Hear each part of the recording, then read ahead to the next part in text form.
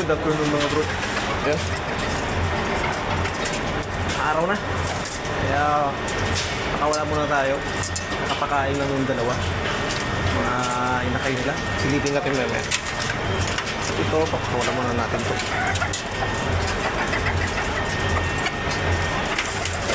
Para makaronda.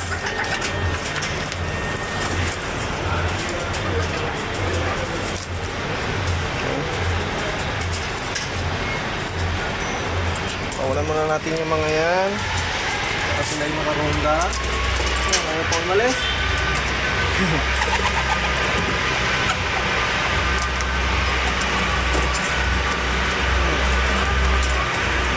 Dito na yung mga alaga natin.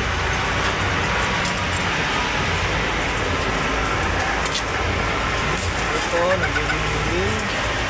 Ano ba? Wala kang nagiging. Ano? Takas na! Ano nga lang?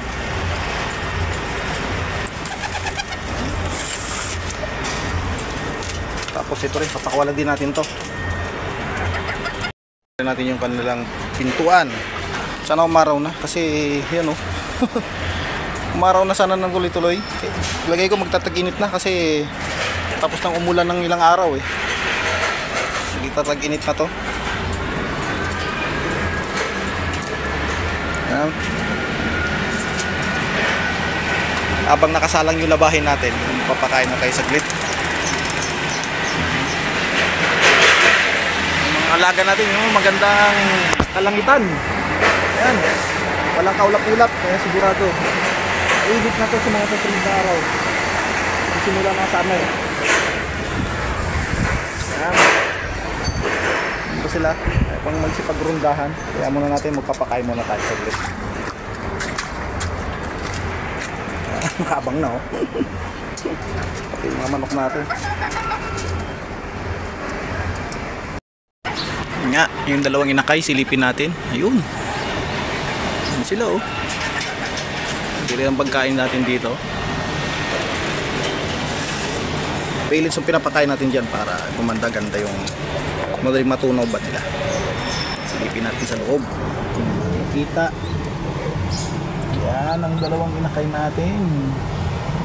Yan.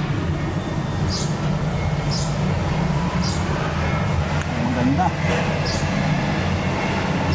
Hindi nga lang, dito nga lang kita ang camera. Sila. Hopefully nakikita. Yun yung ina. Yung kapatid.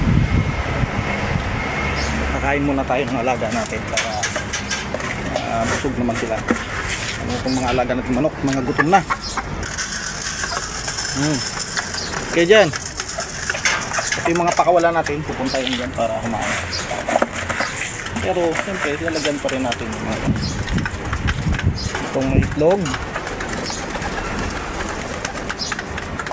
Ayan. Itong Dijon. Yung Dijon natin, di pa rin nangingitlog eh.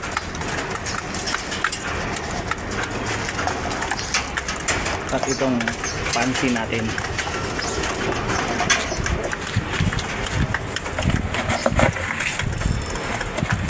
Yung tatlo pa natin ano, silipin din natin.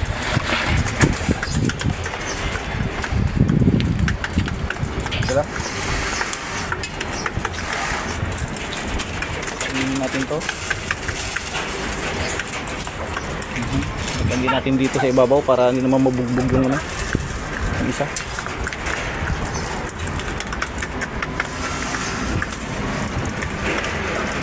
Sila. Okay, sa alright. Sabi nga ni Kabokals.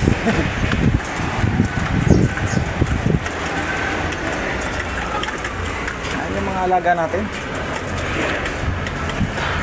Yung time na dyan muna sila kumain.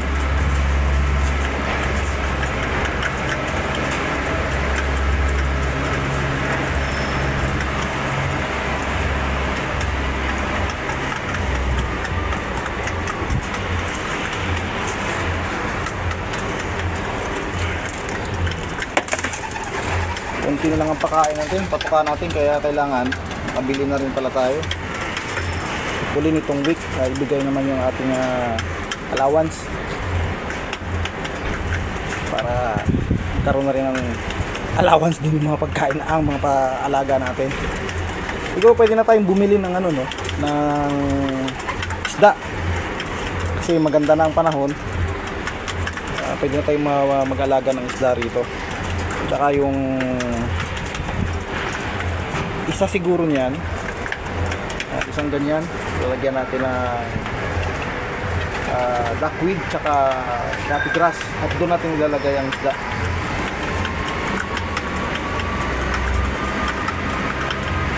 Magpapakuha ako ng ganyan.